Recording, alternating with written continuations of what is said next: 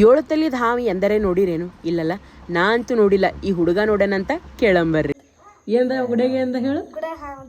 ಎಷ್ಟು? 7 ತಲೆದ ಹಾವದ ಒಳಗ ಎಲ್ಲಿ? ಗರ್ಭಗುಡಿ ಒಳಗಿರಂತ ಚಿತ್ರ ತೋರಿಸಿ 7 ತಲೆ ಹಾವ ಅಂತೇಳಿ ನಮಗ ಹುಚ್ಚು ಮಾಡಿದ್ರು ನೋಡ್ರಿ.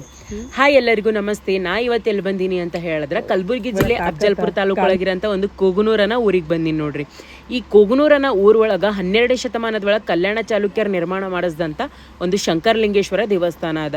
ಭಾಳಷ್ಟು ಅದ್ಭುತವಾದಂಥ ಗುಡಿ ಅದ ರೀ. ಯಾವುದೇ ಕಾಲ ಆಗಿರಲಿ, ಬೇಸಿಗೆ ಇರಲಿ, ಮಳೆಗಾಲ ಇರಲಿ, ಚಳಿಗಾಲ ಇರಲಿ, ಯಾವಾಗಲೂ ಕೂಡ ತಂಪಾಗಿ ಇರೋಂಥ ಒಂದು ದೇವಸ್ಥಾನ ಇದು ಅದ ನೋಡ್ರಿ. ಅದಿಷ್ಟು ಅಲ್ಲದೇನೆ ಒಂದು ಅದ್ಭುತವಾದಂಥ ಕಲಾಕೃತಿ ಈ ದೇವಸ್ಥಾನದ ಒಳಗ ನೀವು ನೋಡಬಹುದು.